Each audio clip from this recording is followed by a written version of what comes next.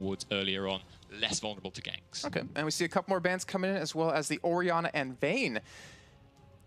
And I'm curious, what's your thoughts on, Orianna and Vayne in this coming patch that we had? Because obviously there's a lot of new things out there. We're not even going to try to pretend we know everything about the patch, because not even the teams know that necessarily. But with these two bans coming in, what's your thoughts on those? Okay, well, Orianna fits in very much the same vein as Nidalee and Kassadin. Vayne, though, if anything, she's actually had her win rate drop a little bit recently. Having more aggressive supports with more gold earlier on tends to make it a little bit more difficult for her. Although, if they're able to pick out Taric with that, you win, basically, in the lane. Because Taric at the moment is very, very strong, and I wouldn't be surprised to see him get picked up later on. And the last ban coming in is Olaf, but it looks like we already have some picks coming in as well. And you're mentioning Taric as a support. We already do see Annie coming in for KMT, but Elise picked up, at least in the hands of Miałem for SHC. Elise, again, very, very strong, but I have to guess this is going to be from Impaler. He loves his Elise.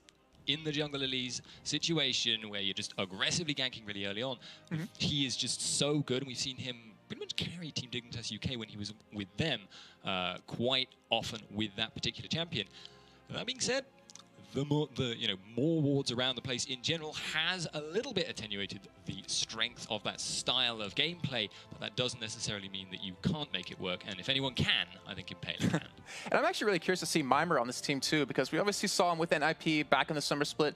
Didn't fare too well. He was forced to play a lot of champions he wasn't really known for, like a Zac, like Yorick, and he really liked playing assassins in that top lane. So I'm curious to see what they're going to go with. But a couple more bans already coming, or picks coming in, sorry. So you have Lucian and Annie over on KMT side. What's your thoughts on that? Because Lucian has been very popular lately. Yeah, that is a really, really strong lane they picked out there. Annie is pretty much... It's between Annie and Taric generally as supports go, but the thing is Annie versus Taric is incredibly good because magic damage versus massive armor. So generally you don't want to pick Taric against that. Annie with Lucian, ton of burst damage, especially around that level 6 period. And Annie now transitions to a point where she can 100-0 squishies. She can still pick up a Deathfire Grasp and destroy your entire team, and that just makes her an incredibly strong support pick.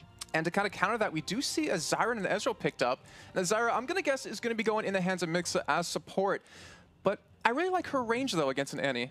Yeah, she can punish, if Annie tries to go in pretty much for anything, auto attacks, Q, W, R even, she can throw the Grasping Roots down, and if Annie does look like she's definitely going in for the Tibbers, in for the full burst combo, put down the Stranglethorns kind of a little bit preemptively as the cast is coming in, stops her from casting the full combo, and you can just back away and not end up dying. Super Hot Crew are hovering over Rengar. I honestly wouldn't be surprised to see that actually locked in, but we do have two more picks over for KMT side. We see the Renekton and the Lee Sin. Two very strong champions right now. Renekton in the top lane just becomes impossible to move, and then of course that, if we do see Rengar locked in, that Renekton-Rengar lane going on up there, but the Lee Sin as well picked up for most likely, well, pretty sure of the jungle. Yeah, actually, Lee Sin, okay, so looks like we're going to be seeing pretty much the same junglers we've been seeing in Season 3 here, Lee Sin versus Elise, but that top lane, my instincts would tell me that the mechanics of that lane would actually generally favor the Renekton in that situation, because he can build tanky, avoid Rengar's burst, and grind him down slowly. But Mimer is the solo queue god. He is such a four strong accounts in Challenger, or maybe even 5 now. Yeah, one on NA as well with like 200 pit. He's just crazy player individually, and he's known for his Rengar. And that's one thing I'm actually curious about, because we were at Intel Extreme Retro Singapore this last weekend, and we saw a lot of Rengar in the hands of Zonda from TPS, and he built straight tank. He didn't build any burst damage, and all he did was just split push the entire time, and because of that, whenever you would send someone against him, you just stealth away, and it was really hard to deal with. But with 314, split pushing did change a little bit. Yeah, you get less gold as a reward from your towers globally. The individual person involved gets more, but obviously if you've only got one person benefiting from that, that's not going to be as great. That being said, Rengar as a split pusher, especially late game, a tanky Rengar, you cannot kill him before he stealths, and he can get away. But I think Mimer tends a little bit more towards damage. I mean, most likely he is able to play multiple styles on the champion. He is a surprisingly flexible one. quite often you actually see Sunfire Cape first, and then you might see like a Spirit Visage, and you then actually see kind of the reverse of a normal Bruiser, where you start off building one damage item, then you go tanky. Rengar sometimes actually builds very, very tanky, and then starts going into damage later on to make himself able to assassinate those squishies in the late game. Okay, well, we'll definitely be able to see how that develops here. But the Morgana was the last pickup for SHC, and I was actually thinking to myself, maybe that's going to be a support to kind of counter Annie, but it looks like it's actually going to be used middle here. Well, passive laners, Jason here. It's pretty much what we've been expecting to see, kind of because we actually saw him a couple of times in Season 3 being picked up. Morgana is still a huge teamfight presence, does still have huge utility, and if you're playing a very, very defensive kind of pushing style, you don't want to be ganked ever at all because Black Shield, Morgana, why not? She's really, really strong. And we do have Gragas as the last pickup for KMT. He's been good before in 3.13. He's still just as good in 3.14. What's your thoughts on him against that Morgana lineup? It's probably not going to be a lane where you see many 1 versus 1 kills. I'll say that much.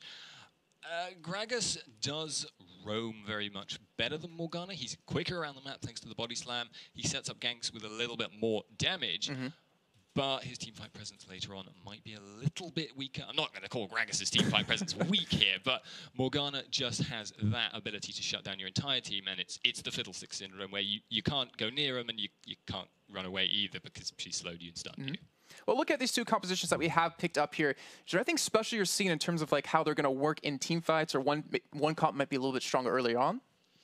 Well, it looks at the moment like Super Hot Crew have got pretty much one man for split pushing. They have that Rengar there. And then the rest of their team is designed to be able to 4v5 very effectively. If they're on the defensive, it's so hard to essentially just run down Zyra, to run down Morgana, to run down Elise. You're just walking into all the CC. And as a result, you are liable to end up very, very CC'd and hence not able to get the engage. Rengar takes towers very, very quickly. That can work out for them, although it is somewhat dependent on Mimer doing well in that lane.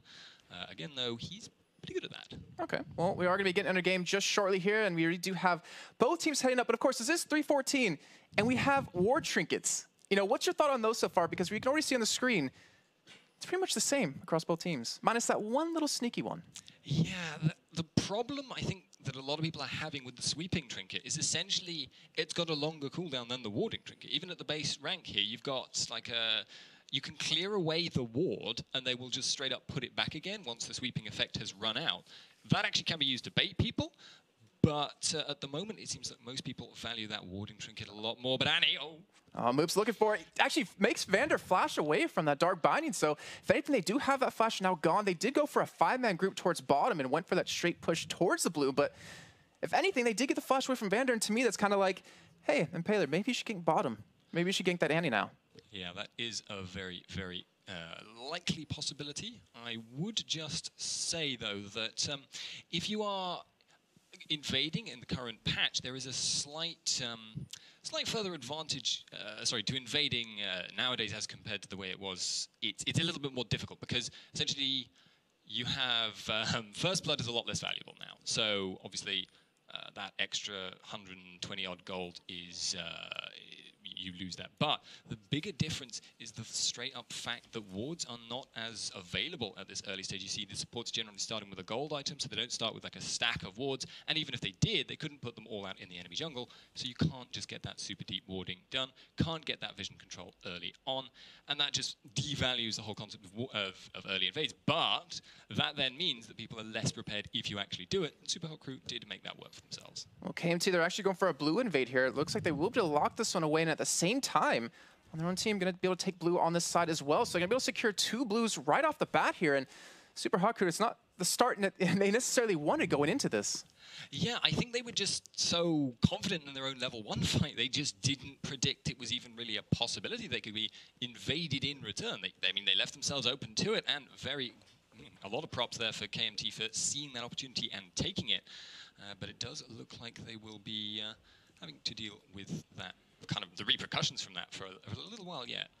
As you can see on your screen, we're actually having a little bit of some lane swaps coming here. For KMT, we have Selvar and Vander going to be in this top lane against Mimer. Of course, on the bottom side will be Haydel and Mixa versus Xaxus. And we actually did see both top laners just go for a little bit of farming in the jungle. As you take a look at Mimer right now, he actually did farm up quite a bit, sitting at 3 CS. And going to be heading into lane just shortly here. But it's kind of a common trend you're seeing these days, where you kind of have to send a top laner that's in a 1v2 into the jungle a little bit just to get some early experience, because otherwise you're going to be denied quite hard.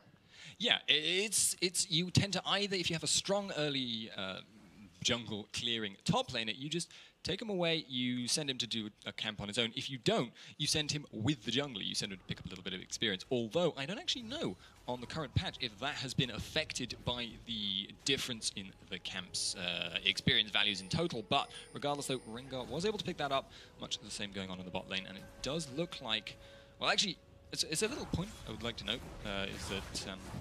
I actually did see Zaz go in on Mix right there, do some good damage, and we did see Impaler actually go for a little bit of counter jungling, taking away that white camp, and wanted to go for a gank, but Junkos was there in time to spot this here, and he's going to be committing into this lane, just making sure that Zaz doesn't get pushed up too early, but with that early blue buff he was able to get, and then return to lane, he's faring quite well.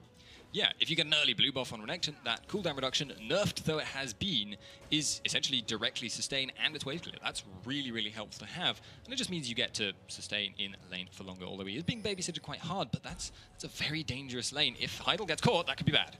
Well, we are seeing Heidel get out of that pretty easily with that Arcane Shift, obviously, and Zaz being forced away, but he's sustaining in lane quite well.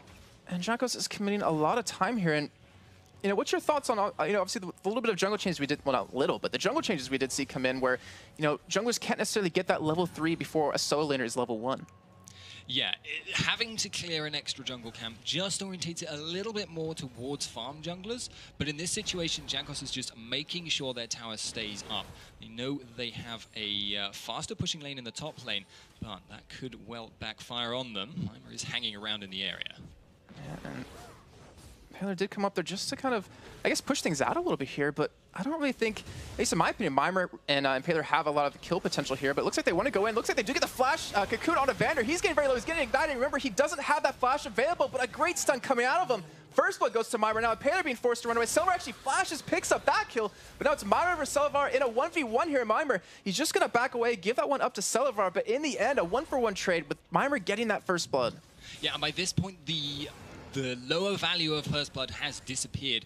Jankos actually taking quite a bit of damage in that bottom lane there, but lower value of First Blood has disappeared, and Celavar, although it looks like he won that exchange, in the long term here, he's probably going to have to recall because Rengar has so much innate sustain, he will eventually push him out. Yeah, that's very true, and if anyone knows how to play Rengar, it's definitely going to be Mimer. That was one of his most played champions back in the summer split. Well, he didn't get to play it in the split, and that's kind of the point I'm trying to make, is that he didn't get to play it, but he's playing something he enjoys here, and that's really, to me, reminiscent of seeing Hercubot on NIP now. He's playing champions that he enjoys, and when you do see people do that, they seem to play so much better, and Mimer always had a tough time CSing in the summer split, but right now he's doing a fairly good job. Yeah, if you have spent, literally hundreds of hours playing one champion, it will show when you get to play that champion, just straight up. You can see Mimer doing all kinds of little things that I actually didn't even know that were possible. For instance, casting his Roar in the middle of the animation for his Q, just to get that little drop on health on the CS. Makes it a little bit easier to last out on the tower. Didn't know you could do that. And as you're seeing, he's currently leading against his opponent, 26-24 right there. Vander does have that flash available right now after he was first blooded, but we do see some items coming in, and I want you to specifically walk us through the supports items and the things they picked up, because it's obviously way different in 3.14 than in 3.13. Yeah, indeed. I'm a little bit surprised, although in this case it makes a lot of sense, that we're not seeing any relic shields at all, because even though it has been hotfixed, it is still, I think, generally regarded as the best all-around item here.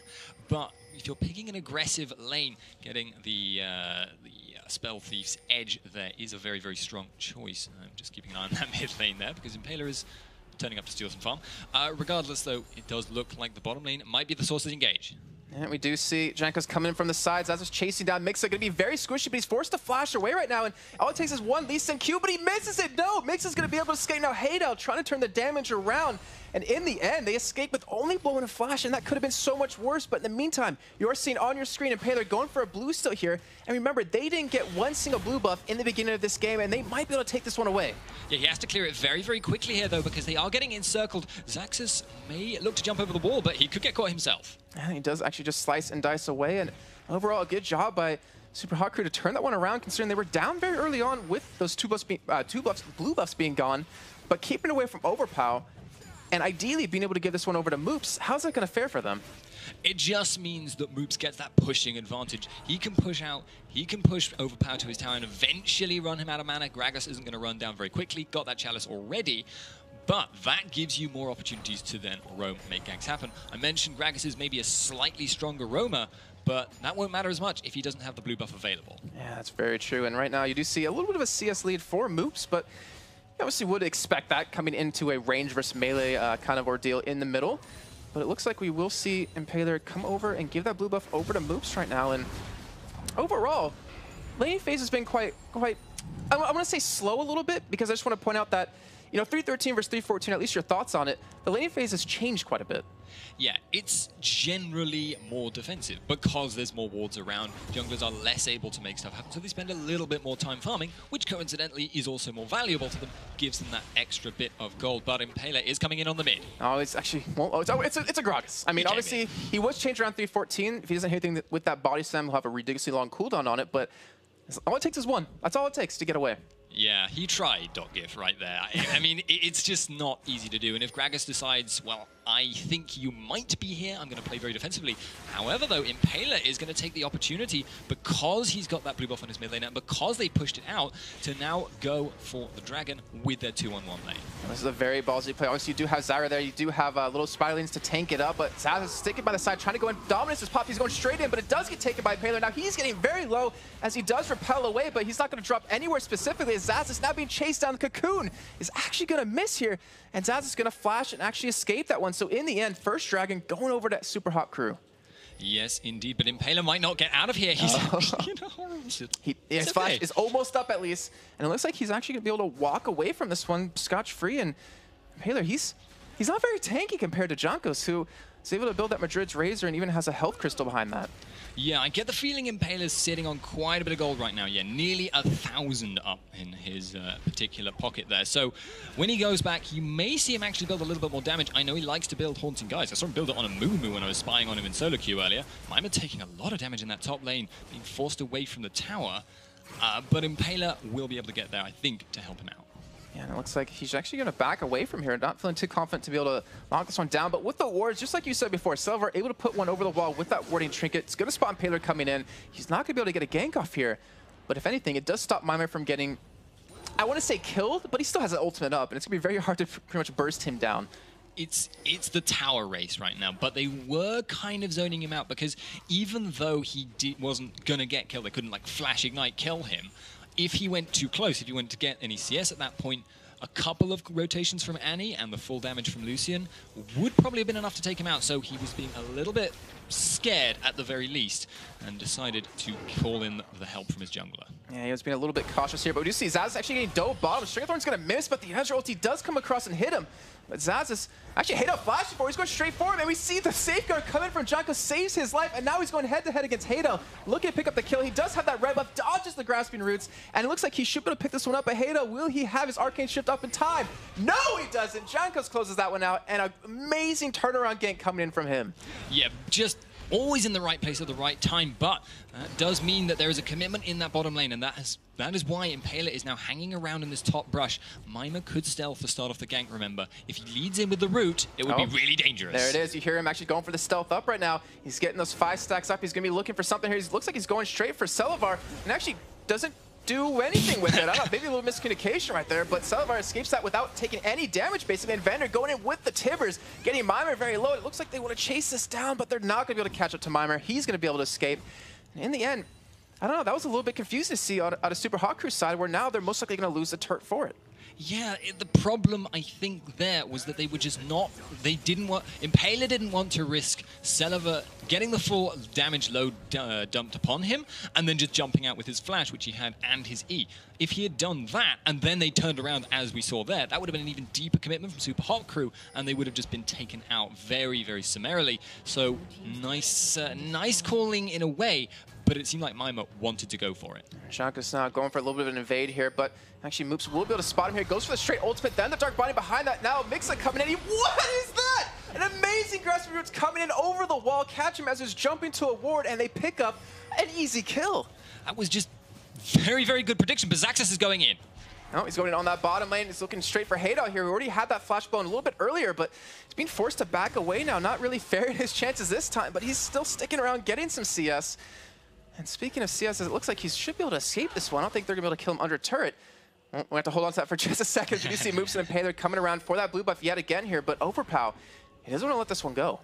Yeah, are you sure they couldn't kill him under tower? Although it does look, obviously, with Overpower there, they're not going to be able to. Mimer actually, though, right now is in the top lane pushing out, and that could potentially mean that KMT could get an engage on Super Hot Crew and come out on top over this blue buff, but regardless, they are almost certainly going to lose the top tower in this. Yeah, if anything, they're just stalling long enough here. They do have a ward to be able to spot it this time. They will have the smite available from Impaler on top of it, but they keep resetting it, and from that, they get the bottom turret, and KMT is just going to trade a blue for a turret, but it looks like they want to go for a fight here as the Stranglethorns comes out. The Air's ulti not going to hit anything, and just like that, Super Hot Crew lose their ability to disengage fairly well. Yeah, they have to be very careful here, though. Oh, Jocko's going in right now, but he immediately regrets that decision as he does back away. Blue buff has still to be taken during this entirety of this engage, out of this long fight with no kills coming in, and White Camp going to be taken down, but Super Hot Crew, they don't want to let this blue buff go. There really is no time pressure for them anymore. They can take as long as they want, and KMT know they now have a few more ultimates available. If they can catch someone, they can go for it. Oh, Overpower with the ultimate coming in. Move's actually going to flash out of it. Janko's going to the backside, kicks Impaler out, but he's actually not going to be able to commit to this fight, and Super Hot Crew are able to disengage. They do get the blue buff, and Impaler smites that away, and all that time committed as Jankos gets caught with the Dark Binding, and a little bit of damage from Haydal right there. He will be able to escape, but in the end, Super Hot Crew come out with a blue buff and come out with a turret on top of it. Yeah, and Mimer all that time has been building up his farm. He's still very, very close to Xaxus, and it actually looks like Xaxus isn't having any of this farming behind tower nonsense, but I have to wonder who's going to come out on top here. Well, Mimer does have the ultimate to get away. Actually, could easily just walk away from this if he wants to, and there it is, just going to ult.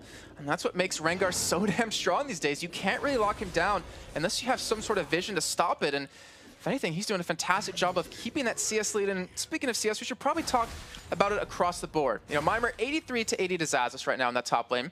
In jungle, 44 to 62 in the mid lane, 121 to 117. But the biggest difference we see is between Haydal and Selavar at 97 to 122. That is the difference between a full Trinity Force versus a Sheen and a Phage. That is a big, big power spike, but at the moment there aren't really any objectives to force so strongly. This top lane is very much kind of a no-go zone at the moment because it's two tanky bruisers just beating each other into their sustain modes.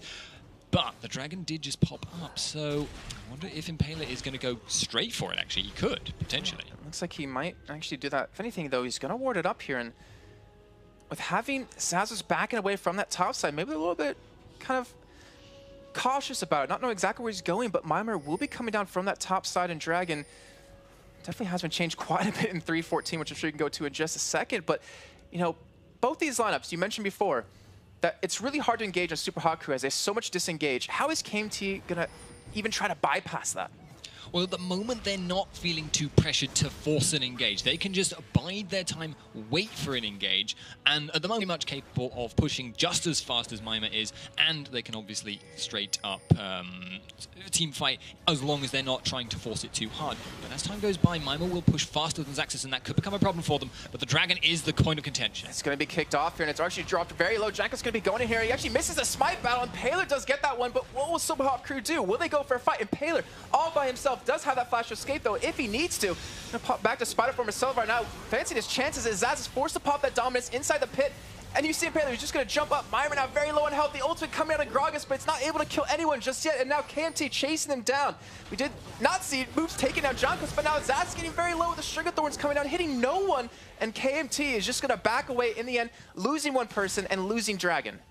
Yeah, that was actually really, really nice call by KMT because they took advantage of the fact that at the moment, Mimer has a longer cooldown on his ultimate than Xaxus. You actually see Dominus used, Thrill of the Hunt not used at all. And Super Hot Crew, however, were able to utilize that. They are team fighting incredibly well. It's basically worth noting right there. They straight up out-team fought them because even though they had less ultimates, they pretty much came out on top, getting the Dragon and getting the position on that mid tower. Wave clear is going to stop them there. But very, very nice call by KMT, but they just weren't able to execute it quite as well. Yeah, and this is what you were talking about earlier when we saw the picks of bans out of that Morgana, being a mid lane Morgana. That ultimate, the zoning potential of it, you can't get near it, you have to stay away from it, and if it lands on you, you're kind of screwed out. But right now, Super Hot Crew committing to this turret right now. Mimer getting caught with a stun. He's actually very low on health. He actually disconnects. And there was a pause I was expecting to come in right after that. Awkward. A little bit unfortunate in terms of places to get disconnected under the enemy's mid tower with 3 players right there is generally considered the worst possible one. I would say, though, that KMT weren't able to kill him, which was a little bit surprising. He has built fairly tanky, though. Sunfire Cape already built on him does just mean he's a little bit too difficult to kill, especially if he's got that Battle Roar active with that extra bit of armor and MR there. So it's hard to say how this game is going to go overall, but at the moment I have to favor Super Hot Crew. Yeah, they're doing fairly well right now. I mean, they do have a 2-0 moves, and we know how devastating Morgana can really be in these team fights if you do start to see them finally happen. But Mimer finally reconnecting here, and there's a little bit of a level difference, at least developing between supports, and everyone else is pretty much dead even right now. But you know, I'm wondering, Dragon has been taken. Do you think that's going to be the next point of contention between these two teams? Is that where they're going to want to fight, or are we going to see Super Hot Crew utilize the split push power that Mimer's been able to build up? I think that's pretty much their game plan here. You've just got Mimer will continually split push. You will continually just, I mean, B top, B bot, B top, B bot. Wherever Zaxxas isn't at the moment, because he isn't stronger, you know, straight up 1v1, but he does push faster, so he can abuse that, and hence he will just eventually build up a little bit of a pushing advantage, which potentially the rest of the team could then build into a teamfight advantage. But he has to be very careful because Zaxxas is a much stronger teamfight presence at the moment. Yeah, and Mimers, he's not going to be able to get the damage at least within 30 to 40 minutes to be able to burst anyone down, or at least the AD carry. But right now, Taylor going to be able to spot Zazas there, going to be able to back away, and both teams actually kind of just backing out, but there's not a lot of money to spend on both sides. If anything, Moops, something about 1,400 gold, makes it on about 1,000.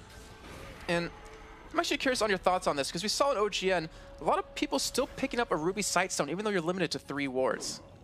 Yeah, I actually... My personal impression is that Ruby Sightstone isn't as important. It's still a nice, relatively slot efficient, and it is very efficient way of getting your ward allowance down. But if you use a basic Sightstone, you can still put down all 3 wards. The advantage of the Ruby Sightstone, though, is it means you can get that advancing wall of wards. You can put down your 3, and then take the kind of furthest back one, put it forward a little bit more. As you move forward, you build up that vision, you build up that kind of advancing rolling wall, and you can therefore kind of get more than your 3 wards out of your 3 wards.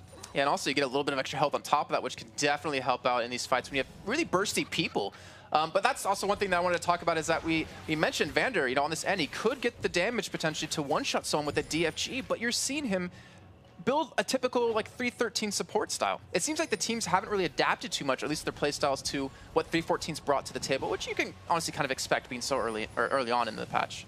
Well, the thing is, you are able to build that way as time goes by, but you do need to establish that baseline, those gold generation items, because Sightstone effectively is still gold generation. It's gold you're not spending on wards. So you've got that coin on him, you've now also got the Ruby Sightstone, and pretty much from now, there's almost no point to building anything but AP, unless his team really desperately needs an aura item. And Vander getting caught with 1 Dark Binding, losing 2/3 of his health, and I have to let you guys know this now. I apologize for the camera work because I'm actually controlling it here, and it's not as easy as Joe makes it look. I'll tell you that. But either way, turret does go down, and now we're 2-2 tied up, 3-2 in kills 20 minutes in, but there's a slight goal lead in favor of Super Hot Crew.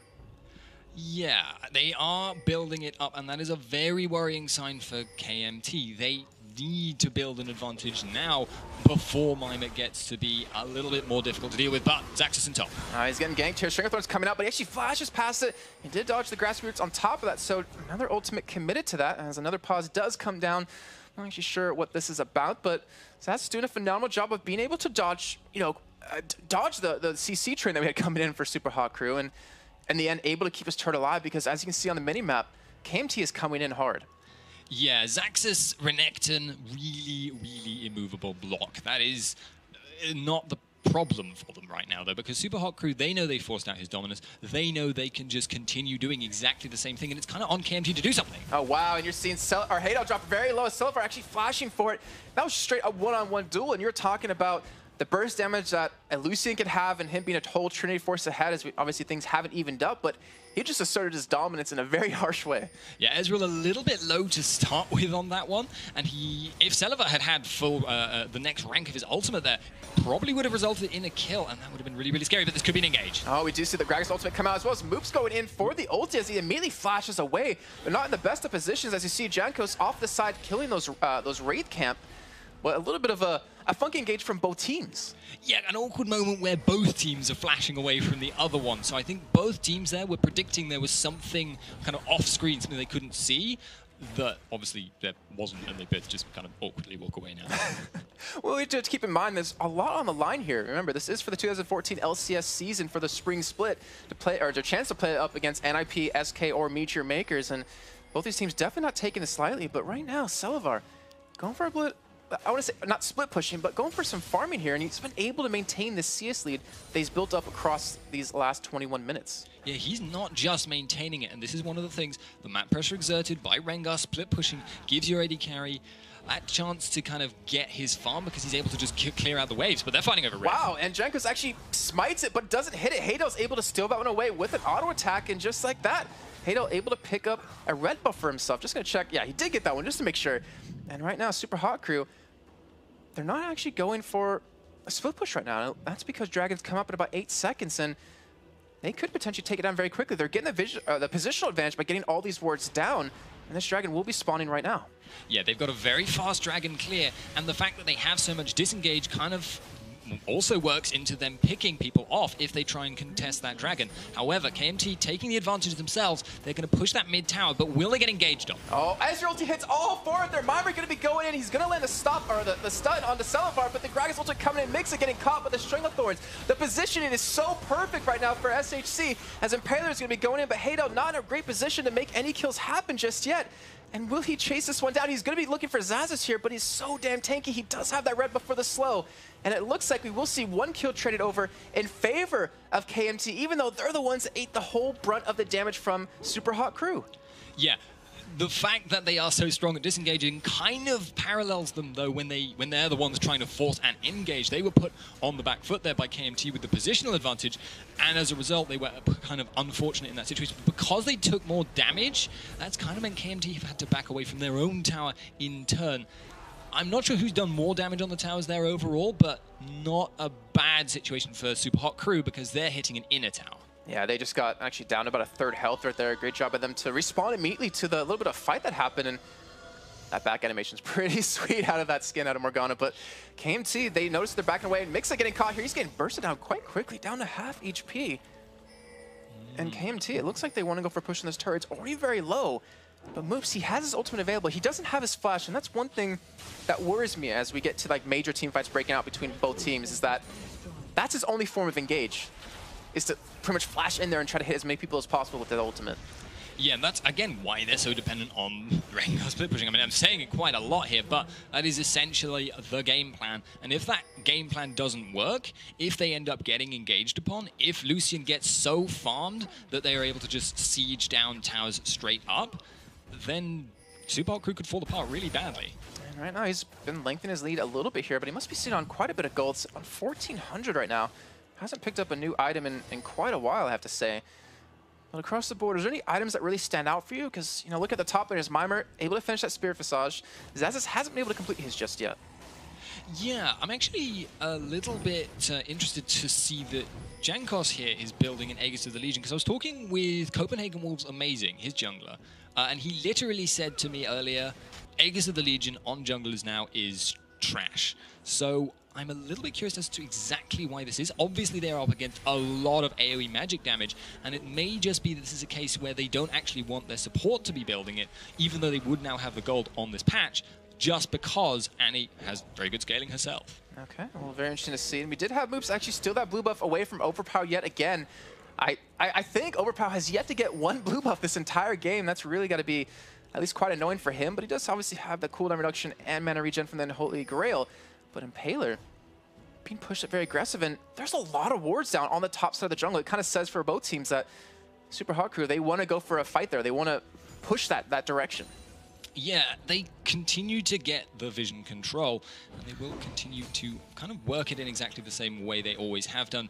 What they want to do at the moment, though, with that bottom wave pushing out as it is get vision control over the bottom jungle, even though they've just spent a lot of time getting control over the top, because this is potentially a situation where they can bait someone in. They know that Renekton is committed in the top lane, and they also know that if people try and go across, but if he gets caught warding, that's bad. Oh, Mixa getting caught right there, gets blown up right away. Selvar picks up that kill, but Impala actually going to be looking for a fight here as we see the Grog's ultimate come out, spreads them apart. Haydow now trying to run away, but that's all the action I think we're going to see off of that fight, and all it took, at least for both teams, just one stun, and you're going to get blown up, and that was the support who's been able to build at least a Haunting Guys for a little bit of extra damage, but that damage doesn't mean anything if you can't survive. Yeah, didn't even get Stranglethorns off, and that just shows how much burst there is available on both teams. I mean, you actually saw Selvar going very, very low with just a casual few ability cooldowns used on him, but I want to just note at the moment right now, Xaxus is actually being pushed back one-on-one versus Miałem.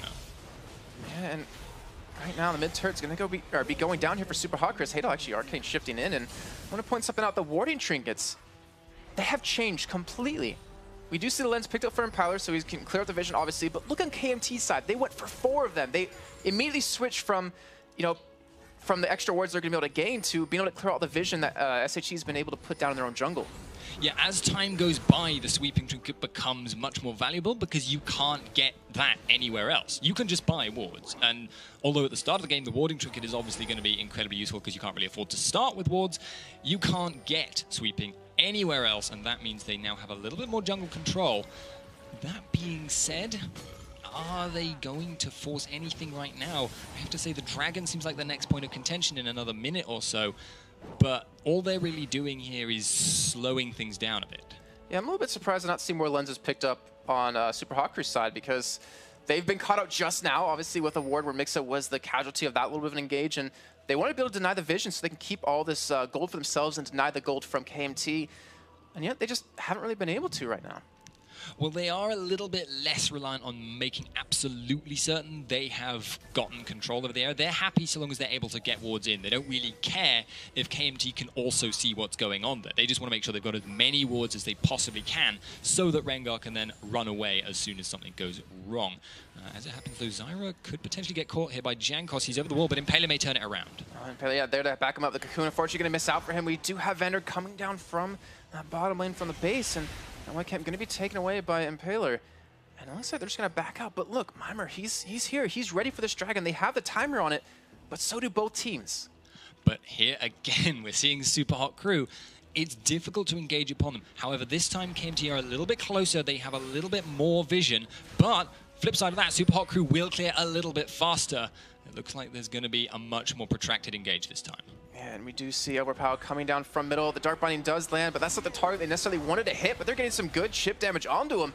And Moops, just the zoning potential he has by standing close to their team, looking for a second one, but unfortunately not going to hit it, and that's all thanks to that ward you're seeing on your screen right here, able to spot them coming from the side, and they're just baiting them out.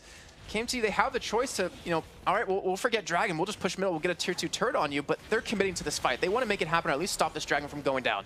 Yes, indeed. And Lee Sin with the Q on it could mean he will dive in. But there's a lot of poke going down. KMT are getting quite damaged here. We'll see if they choose to go for this. Oh, the anti-stun coming. It hits Haydow, hits Mixa, but the Dragon does go over to Super Hot Crew. And we're going to stick with Moops here as ultimate does land on Evander. Going to be able to pick up that kill as the Stranglethorns comes out as well. And right now, people are dropping left and right as the edge ulti comes in from the side. Mimer not down just yet, still able to survive. And he's going to pop his ultimate to escape. He saved it till the end. In the end, that was a 2-for-2 trade. But Super Hot Crew picking up the Dragon. Yeah, and now we'll see if they can convert it into another tower, because obviously there is only one man defending this, and that well could mean that inner tower goes down. I mean, you can't even... Hadel isn't even trying. He's just too low. Yeah, and they're dropping that very quickly with the help of that Trinity Force. But looks like Mimer might have been able to hold on to it long enough. They'll have Moops coming in from the base to start wave clearing here, but KMT, they've been losing fights pretty... I mean, they didn't really lose the fight since it was 2-for-2, but in the end they did because Dragon was taken on SHC's side, but they're definitely having a tough time. They're definitely struggling a little bit here to make the fights very one-sided for themselves. Yeah, that was a flash Tibbers engage there by Vander, and you can't do those very often. But what they did do there was take advantage of the fact that Super Hot Crew have been very aggressive about taking Dragon. Mimer was committed in the pit. He was taking the Dragon himself, and that meant he was a little bit out of position. He hadn't already used his Thrill of the Hunt to get in, which is why he saved it till the end. So, good play based on what they know, but they can't rely on that kind of thing. They have to make these engages happen, and Super Hot Crew will probably now try and take advantage of the fact that flash engage isn't available. And they're looking at Baron. They're thinking it's a juicy target here. And they're also setting up trying to bait anyone from coming in. They do have that pink ward down, so they will be able to spot any of the wards in the back of that pit. And right now, we're almost at that point in the game where everyone, or the average level is about level 15, and that's where Dragon really starts to become powerful, where it's worth 1,300 gold compared to Baron, that's worth 1,500. So that's definitely getting to the point where Dragon's going to be worth more and more to both teams. But Janko's actually backing away here. And Super Hot Crew still just clearing out this vision, still just trying to keep control of this pit. Yeah, it's a little bit curious that they're not split pushing them.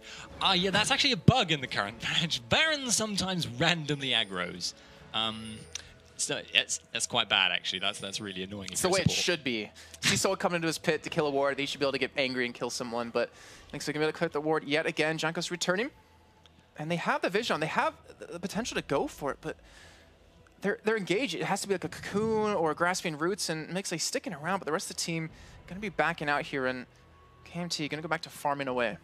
Yeah, no one wants to risk starting the Baron, especially with both of these team compositions relying heavily on magic damage. That magic damage increasing debuff from Baron means if you then get Tibbers and Gragas ulted, you just straight up, I mean, you might just get pentakilled. I mean, there is that video on YouTube from way back when of those two ultimates getting chained. I think it was a Civ HD, and they're just 5-man dead instantly, gone. And that is definitely something you can't afford to happen at this game, or at this point in the game. 32.5 minutes in here. KMT has cleared out all the vision, though, from that Baron. And right now, take a look at the CS we have, or the CS differences that we have. You know, we pointed out Overpower was losing earlier on in the game, being down about 10, 15, but now he has like a 70 CS lead over in middle. And across the board, you know, top lane's pretty even, junglers are dead even. 80 carries has evened up quite well. Yeah, indeed. Ezreal finding the farm. I don't even know where. It might be because Mimer has been doing a bit less split pushing. He's been sticking with the team now a bit more. That has meant that Lucian has not then been able to just rotate down, finish off the wave that Mimer has pushed out, and then go back to join up with the team. So that has kind of meant that Hadel has just caught up by default as a result. But he's actually closed the gap, so it can't just be that. Well, speaking of Lucian, Celavar now 3-0-1. Has that Trinity Force, has that Bloodthirster on top of that, and with that pickaxe, he'll be looking for his next item very shortly here. But we're at that point in the game now, you know, 33 minutes in, that this next big fight is going to be it. Like, that's going to determine how the game's really going to go, where if you get a clean, you know, ace, you could snowball, you can take an inhibitor, you can take a Baron off of that. And both these teams, they kind of realize that, and they don't want to get a loss in their first match. Yeah, I mean, this is a round-robin format, so it's not complete doom if you do lose. But yeah, as you say, this is a really, really scary time for both of them. And Vander does have his flash up again in maybe, what? Oh, 1 second. So now. Yeah, there we go, it's done. And that's what you're saying a little bit earlier on, is that flash engage. I mean, that might be a sign for Super Hot Crew to go for a fight since they have that being down, but that's currently now available in Mimer. Out of all of this, just pushing bottom, that turret almost about half health, but either way, he's going to clear the entire wave, force someone to come and take that CS, which Overpower can do with one barrel. And then he's just going to back up, probably join the rest of his team here. I'm actually a little bit surprised to see nobody on KMT has bought the upgraded sweeping trinket, because if you do that, it actually gives you stealth detection on the active, and that would mean potentially someone could chase down Mimer if you tried to ult out. That being said, they haven't gone for it, so maybe they're just so determined to make sure he never gets there in the first place and keep the vision control. They don't feel they need to spend the gold, or maybe they're just absolutely determined they need all their items right this minute. But it does seem a little bit interesting on that. And you do see Mimer, he's pretty much a full item ahead to his counterpart Xaxus. He has that Randuin's Omen already done. We do see Hadel sitting on about 1,700 gold, as well as Celavar sitting on about 1,500. But the game, it's come kind of to a standstill, where this is one thing I'm curious about. You know, with 3.14, with so many changes coming in, do teams still know how to finish if a game is this close? It is an interesting, because objectives snowball less hard, but later game they can be obviously Dragon is now a very, very significant factor, and that is so easy to take late game that it will become a flashpoint because no one can afford to stand around doing a Dragon dance like we often see on Baron. If they did that, that could potentially go well against them. I just want to note Super Hot Crew are hanging around the Baron area, and this is another thing to note, by the way. They have a very fast Baron clear. Yeah, it's going to be very difficult for KMT to pretty much stop it, though. They do have Zaz, they do have Mimer not going to be there for the fights if they do end up making them happen. Dragon is now available, but Baron, it's already being started off. Janko's going to be coming in. He's actually going to get a ward over the wall, and it's going to deter them away. They're going to stop Baron here, and they're trying to still get KMT in a bad spot. But in the meantime, Mimer, realizing his team's backing away, is still pushing this lane. He's still trying to get this turret down. He hasn't really done too much more damage to it.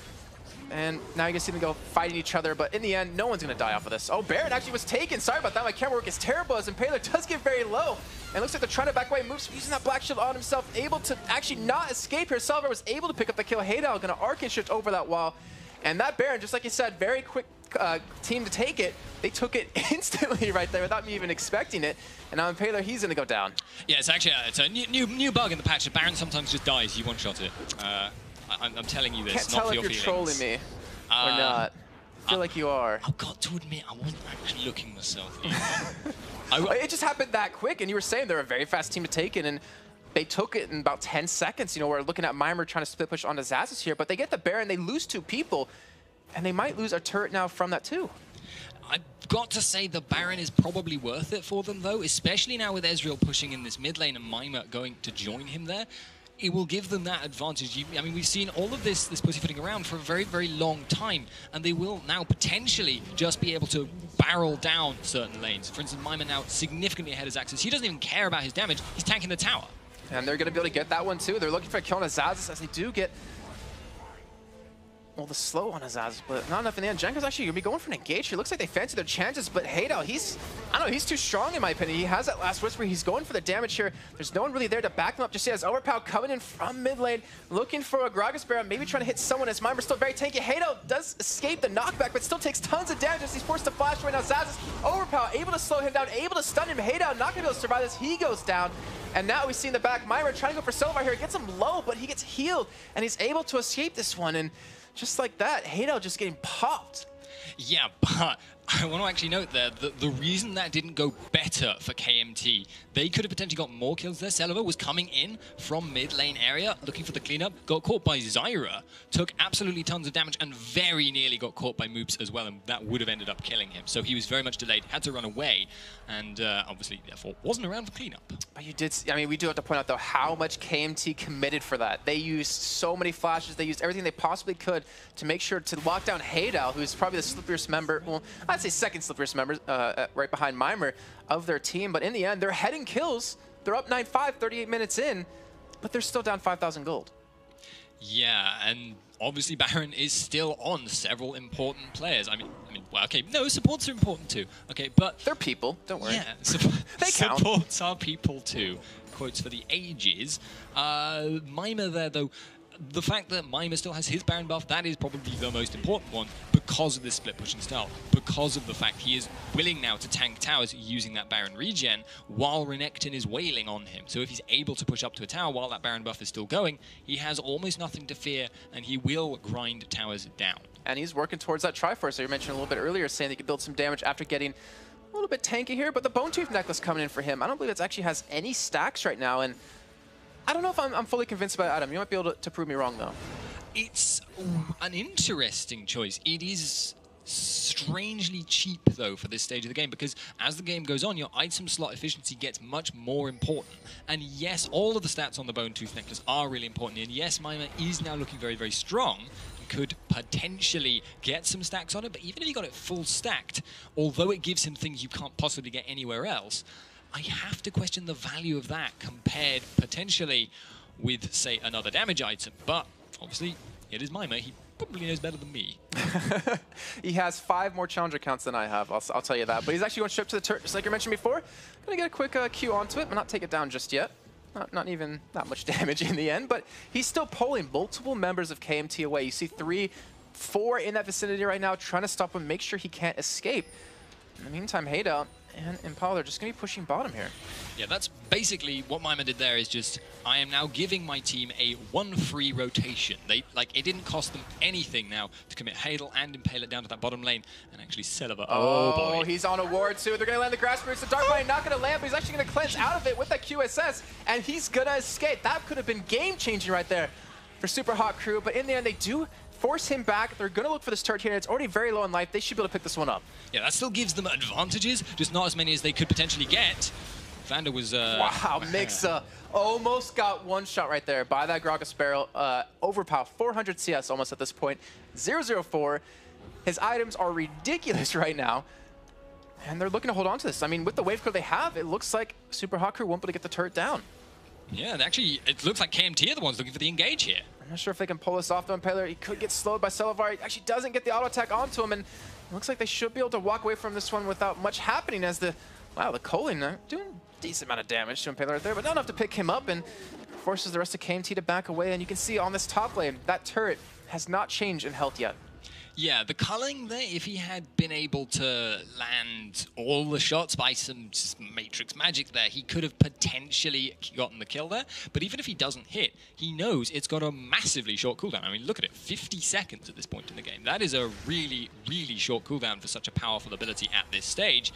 And now actually it does look like Miałem may potentially get engaged upon again here, but no, maybe not. But no, they're not going to be able to catch him either way, and he's going to be able to just bait them out. But you have to keep in mind, there were changes to how split pushing works a little bit here, but not really going to go into effect too much in this game. Remember, will be worth a little bit more gold than he would on average, and he does have those 2 kills and an assist under his belt. But Baron will be up in about a minute here. I want to say that's going to be the point of the game where one team is going to get aced, and we're going to see a push onto an inhibitor. We said that last time. I'm hopeful. I'm hopeful. We live in hope, Jason, and yet it's better not to be bitterly disappointed. But the thing about the last Baron, though, was yes, it was essentially a free Baron that we never even saw it happen so fast. But they lost 2 members in the process, which kind of ended up cancelling out. There was no momentum to then start taking towers, and that obviously then just meant that they were again in this situation. I have to say, though, Super Hot Crew did take maybe a tiny bit more map control from the Baron last time, but KMT are going to be much more alert to it now. And we can take a look at Vision real quick just to show you exactly how it looks across the board, and you can see there's really not much of it for SHC right now, and over on KMT side, they're able to see Baron. Like, they still have all the vision control of Baron, they have vision control of the top side of the jungle, but they have pretty much absolutely nothing towards the bottom side, which might mean Celivar could be in trouble because Miałem, he's in the vicinity to make something happen, and he's going to ult up here. He's looking for a kill. He's got more damage than that at this point as well. Is he going to... No. Oh, Hadel looks like he's going to bait them in here, but look how low he gets. The ultimate coming out of Gragas is enough to pick him up. Miałem uses his jump, gets Celivar down, a little bit of health, but now they have a 5-on-4 man advantage. Hadel cannot afford to get caught out like that, and yet he was just kind of baited in by his teammate, I want to say. Yeah, you have to question why he moved forward there. Miałem had clearly already said, I'm not going for that kill. I can see Gragas right there. But then he just moved a little bit forward and ended up getting bursted down. But this could be Jankos going down as well. Oh, the stun going to come out onto Impaler as well as Celivar coming in for the side. Impaler will he be able to escape this one? And we saw Jankos trying to go for the kick, but Impaler flashes out of it. He's able to stay alive for a little bit longer. But now the rest of KMT, are they going to go for Baron? Are they going to stop a mid push? Because remember, that inhibitor is open to be taken right now. And they're going to go with 3 men down middle. Yeah, they actually are looking to kind of split this up, but also to get the vision control. Vander may get the stun. Oh, he gets the stun on Impaler, but doesn't really have enough backup to make a kill happen. But Celivar going to be pushing and gets caught. Actually, with the Dark Binding, but he cleanses it and then gets away here. As is going to get caught, though, with the second charge of it. And now Impaler getting pretty low here, gets stunned yet again, as we do see Celivar go down to Mixa over on the bottom side, and Moops gets cleaned up as well. But Impaler still chasing down Jankos, looking for the kill here, gets kicked away. And the rest of KMT trying to run right now, but Miałem coming in, he's so tanky as Mixa runs into the barrel, gets taken down. And Impaler and Miałem, 2-man team looking for the kill. They get one in overpower. They're looking for Zazas. They get the cocoon. They're looking for a kill here, but Vander does get a nice stun. And even Hadel able to 1v1 Jankos right there. And now, after being down 1 man, with Hadel being the victim of that, they come out ahead in that fight, getting 3 kills for 2 deaths. And now it looks like they are going to be able to get this Baron. They may actually wait to donate this to all their members, and then they can go for that middle inhibitor push, which will then start to give them map pressure advantage, which they've been looking for a very long time. That team fight, though, KMT caught quite badly out of position. Celiva was essentially left to 1v1 Mimer there, which, I mean, look at him. You cannot, as an AD carry, 1v1 a Rengar with 284 armor. It seemed like a little bit of an awkward fight out of both teams. Like, they kept going in, they kept backing away, they weren't really committed to it, and I don't know, it seemed a little funky, at least to me. Yeah, that's actually the situation that Super Hot Crew love above all else, though. I mean, they have Impaler, who really likes to have multiple rotations of his high base damage skills. He doesn't have that one big ultimate, but over time, in terms of by the scale of burst mages, essentially, although he's not built as one, he will end up doing a lot of damage overall, and obviously Mimer just sustained damage at the moment. Yeah, and just like I said, it's pretty much impossible for Celiva to be able to 1v1 him without help from someone else on his team. Right now, the items, we're pretty much approaching full builds for both teams. You know, it's 73,000 gold for Super Hot Crew, even though they're down 8 to 12 in kills. But they've had every single dragon this game. They've had every single Baron now this game. Their gold lead is just getting ridiculous. And yet, they're still not even 10,000 up yet.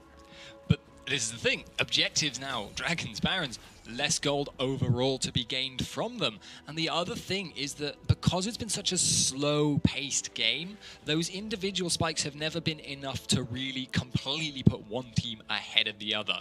However, they do have a potential now to go for it. They have got Baron on 3 members. They did not bother to wait in the end there. I guess they were just afraid, you know, Annie steals or something. But they now potentially have the ability to go for that inhibitor. With that potential, they can actually just use Mimer to split push. And now they also have probably the largest proportional gold lead they've had all game. Yeah, I definitely agree with you on that one. And I'm actually looking at the supports real quick. And, you know, look at Mixa. He does have a Void Staff, has a Leandries, has a Morellonomicon. He's built AP. He's sitting on currently 231 compared to Vander, who hasn't really been able to build anything just yet. He's going basically full support, and this turret is dropping very fast. Yeah, the reason that Annie has had to do this is essentially because they are so desperate to make the engage happen. I questioned right at the start of the game why he had gone for the coin start. But now that I think about it, you want that Shirelia's effect, the Talisman of Ascension, active. Otherwise, you just can't engage on the enemy team. Oh, we're seeing Mimer do Mimery things, as he does get spotted with Jankos with a vision. But you can't really burst him down, ever, at this point in the game. Like you said, 2 tanky right now, 3-0 and 2, 316 CS, but the rest of Super Hot Crew looks like they want to barrel down onto this inhibitor turret while they have a 2-man squad going for this inhibitor. And Vander, he's looking for a stun, but I feel like they need all 5 members if they're going to want to have hopes of killing Mimer, because he doesn't have that ultimate available yet. Yeah, for reference at this point, 47-second cooldown on Mimer. He can get out very quickly when he's got it. But if they overcommit now, that could be bad. But Celiva got caught. Oh, he's forced to pop that QSS too, and that's something that's been keeping him alive in these team fights. Now all it takes is 1 Dark Binding. Hadel actually going to be taken quite low here as Jankos going for the fight. He's looking for Mimer, who gets pretty much enough damage onto him as he's down to half health, but moves a great ultimate coming out of him, but he gets kicked away from it. He did have the black shield as Hazardous goes down in the hands of Mimer, and Moops still pushed up very far, looking for a Dark Binding as Hadel gets Celiva so low with that Arcane Shift Q combo, and in the end, they get the inhibitor. They're looking for a turret here, and Overpow, he has his ultimate available. He has potential to kill Hadel here if he does land it, but he doesn't. Hadel gets the black shield, and now they're chasing him down as he's forced to pop the zone. As now Mimer standing in his way. He's forced to back out now, and the turret did go down. They're looking for a second inhibitor here, but they might be asking for too much. They don't. Oh, and they're just going for it. They get it. Hadel even Arcane shifting in, looking for a kill on a Celiva right there, but wasn't able to burst him down just yet. And just like that, with that Baron, with that little bit of fight we just had happen, they pick up 2 inhibitors, they gain so much more map control, and now they have the potential to close out the game finally. Yeah, and they have absolutely no reason to be too aggressive and go for a 3rd inhib here, although it actually looks like they... Okay, John just getting caught. And I'm not sure how long he's going to live after this one, as he does get hit with a Dark Binding right there. Hadel looking for a kill, but doesn't have a lot of mana left. And wisely, he actually does back out instead of looking for potential death for himself here. Overpower going to clear up this pink ward. In the meantime, Mimer and Impaler. Free turret, let's take it. They are just so aggressive here, though. They obviously recognized that commitment of bot happened, but the fact that they hadn't recalled earlier on, when it essentially looked like they had been beaten back and they would have to go and recall, that just kind of shows their mindset here. They were busy taking control of the enemy jungle. They were busy getting, map control and, in fact, potentially looking for another pick themselves. So now KMT are really up against it. They need to make an engage happen. They didn't catch Impaler. Yeah, they're looking for it, but he backed away out of that one. I don't think they had vision of him either, if I'm not mistaken. But that could have been actually a huge for KMT. able to pull that one off. But in the end, 2 inhibitors being down, KMT on the back foot, just like you mentioned, and Super Hot Crew, they want to barrel towards this top side. The one saving grace at this stage of the game for KMT is Celiva right now. He is very, very strong. Lucian will outscale Ezreal on almost all aspects. He is not quite as slippery, but he does a lot more burst, he does a lot more damage. Even his poke is actually comparable, especially if he's willing to use the culling for it, in which case his poke is better for the short time that the culling is active. But that gives them the potential, if the fight drags on for too long, for the cleanup from Celiva to actually work in their favor. But thus far, they haven't been able to keep him safe. And these fights, they just keep going Super Hot Crew's ways. They keep catching people out. Speaking of that, Junkos might be caught right there, but he does end up being able to walk away. And as you mentioned about Celivar, I mean, we saw the damage he does to Impaler as they're at the middle inhibitor. He got dropped down about half health just from a couple of attacks out of him with that combo of that last Whisper he has. But either way, Mimer going to be split pushing middle, forcing the rest of KMT to back away, and Super Hot Crew going to be able to pick up another turret for themselves. But 30 seconds left on Dragon, 1 minute left on Baron until that one's up. And Super Hot Crew, this is the point of the game where they can just stall as long as possible. Yeah, so KMT are desperately trying to hold on to this tower now, but they're having to deal with the Trinity Force pokes and actually potential for catches. Oh, Vander getting caught, getting dropped very low right there, but isn't enough to take him down, but it forces him to back out now, unless he wants to stay with that flash, with that Timbers, but that turret is dropping very fast. Mimer, on the other hand, pushing these super mini waves into the turret. One Nexus turret's actually going to drop here in just a second, while the rest of the team is still pushing the top inhibitor turret. Vander coming in with the home guard boots, actually flashes, but doesn't hit the stun on a Hado, as he has that Black Shield and the QSS. He's able to escape, moves, great ultimate coming out of him, zones everyone in KMT away as Sazas. He's going to be the man to drop. Mimer coming in from the backside, looking for a kill, does get it onto Vander, and Mixon now getting dropped very low. He's finally going to fall here, but you see Jankos, you see Celivar trying to hold on for their dear life as Overpower popping the zoners under the turret, but Mimer, he's taking up. He's not going to worry about that too much. And Hado cleans up the kill to Jankos. In the end, they get 4 kills. Celivar, last man standing against the 3-man squad that Super Hot Crew has to offer them here. But with 1 Nexus turret up, they're looking to close this game out. Yeah, I cannot possibly see Celivar holding this off, but he's going to try. No, he's getting very low. He does get the kill on the Mimer, but in the end, Hado clears that one up. And just like that, within the last 5 minutes alone, Super Hot Crew is going to close this game out, going to get their first victory in this round-robin group stages for the 2014 LCS season Spring Split qualifiers.